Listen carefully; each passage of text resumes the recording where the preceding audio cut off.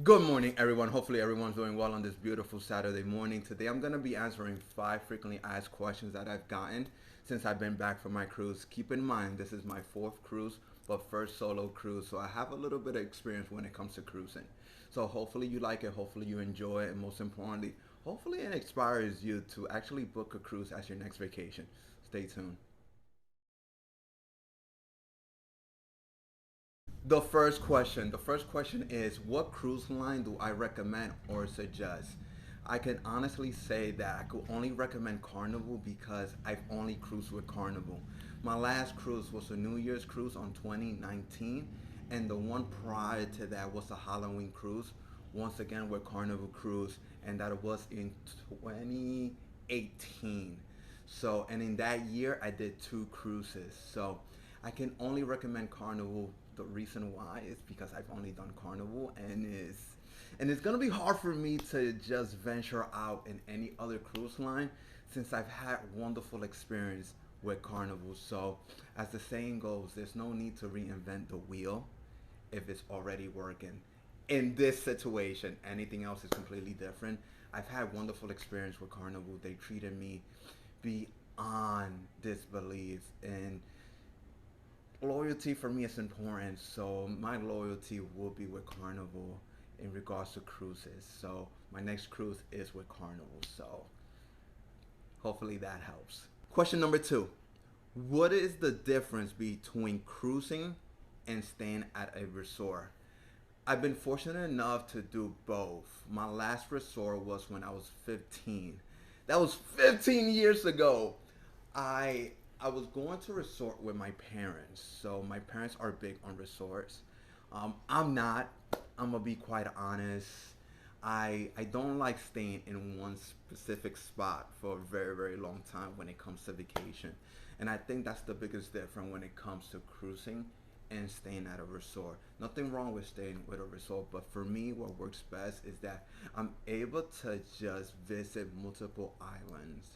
As you already know, I'm an island person at heart, but I'm a farm boy by nature. So being able to just visit multiple islands, let's just use this cruise as an example, in which I was there for 9 days. I was able to go to St. Thomas, St. Martin's, Grand Turk, and I couldn't go to Puerto Rico because there was a demonstration. But as you could see, we were potentially able to go to four different islands in 9 days compared to a resort in which you're just staying at a specific location. And the reality is, a cruise ship is kind of like a resort, but just on water. So when it comes to like the biggest difference is just that you're able to just visit multiple islands in a single cruise or a single vacation. So hopefully that helps as far as clarifying it. But we all are unique. We are all different. You know what someone may like, another person may not. But for me, just cruising just works best for me because of that aspect. Question number three. What are my fears of traveling alone? Um, I don't have one, and I'm not trying to say I'm like this fearless individual. We all have our own unique fears, but I will say that the biggest con when it comes to traveling by yourself is that I'm gonna use St. Martin for an example. St. Martin was the cheapest place that I've been able to find that has the rental of the jet ski. It was $60 for 30 minutes. Every other place was just $100 and above for 30 minutes. I'm cheap as I'm not paying $100 for 30 minutes on something that I truthfully want to do, but no. Um, but it was the cheapest place that I've been able to find to do the jet ski.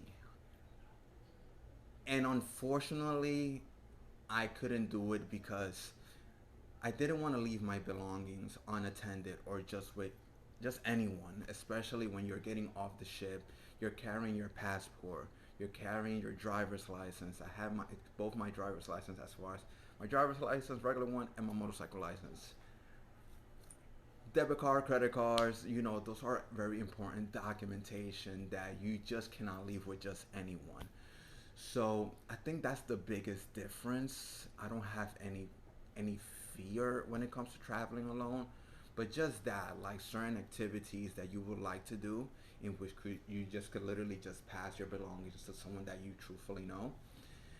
But it is what it is. It's an experience. I was able to do like the boardwalk video walkthrough and the street view of St. Martin, so that made the trip and the port a blessing in itself. So, and definitely well worth it. So hopefully that answers your question in regards to like fear.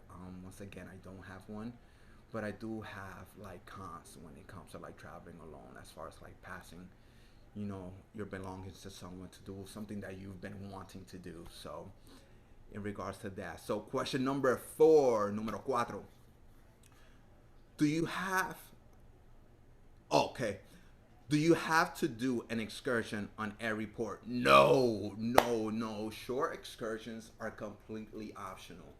But based on experience, when it comes to like very small islands, I do recommend doing an excursion because you're able to just explore the island in itself. Like for example, St. Thomas is a very small island and there's not a lot to do there.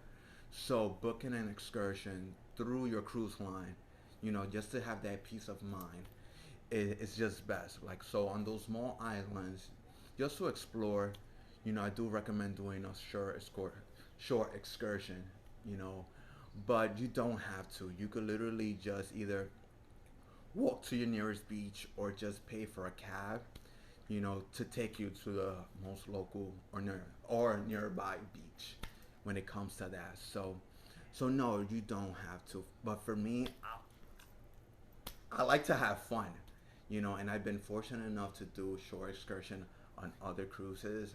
For example, when I went to Grand Cayman, I was able to do the Stingray sightseeing and snorkeling. I can't swim, but I was still able to experience it. I was still able to at least try. Although I was holding for the rope for dear life, but just still trying the experience, is definitely very, very important. So don't let your fear, just take over when it comes to that because we're only gonna take the memories with us. So, and you don't want to be a Debbie Downer when it comes to like if you're traveling with someone else, especially if they want to try it. You don't want to dismiss, their interest. So when it comes to that, no, you don't have to. It's completely optional, and you do have to pay extra for that. So the last question number 5, tips to booking cruises. So when it comes to this tip was actually given to me on my last cruise, and it was by this elderly couple. Hopefully they're doing well, in which they've done over 35 cruises, and they've been married for 40 years at that time. So the best advice they gave me was try to correlate or align your vacation with your cruise. So, for example, if you have a vacation next year, let's say during Thanksgiving, bad example because that's when people usually get together, but let's say Christmas. So, if you have vacation during Christmas time, align your cruise with your vacation and book it a year prior. So like that, you're able to lock in the cheapest price when it comes to that. So remember, just like booking a flight, the closest the day approaches, the more it's gonna cost. So what I do is that I book my cruise a year in advance. If I know I have time available or just time off, I will book it right there and there. So when it comes to booking, you don't have to pay the whole entire amount prior to your sailing day. So when it comes to Carnival, I think most cruises are like that. I haven't ventured out in any other, but when it comes to Carnival, at times they do offer deals in which you only have to pay half the deposit. So I typically just spend $100 on my deposit when it comes to booking a cruise. So like my next cruise, I only had to pay $100. So that's the beauty of it. So when it comes to booking cruises, that's my tip. So just book it a year prior, so like that you'll be able to lock in the most cheapest price. And also it gives you that peace of mind that everything is just lock and loaded, and you're able to just, just count down the days on the app, although it's like a biggest tease, but count down the days to like your cruise. It keeps you excited, keeps you going, keeps you motivated. And that's what helps me, stay motivated, driven, and continuously like working hard, because I know I'm gonna be on a cruise. And when it comes to cruises, I just love cruises. So just to end this tangent, hopefully these 5 questions, helped you in regards to like considering booking a cruise. Hopefully you do it with Carnival, because the mega deck parties and just the parties in general and just the food is top notch. I've had 4 wonderful experiences when it comes to Carnival. Just the interaction with the crowd, the energy, the vibe, the vibration is is unbelievable. So why not choose fun when it comes to booking your next vacation? So hopefully you like it. Hopefully you enjoy. Take care.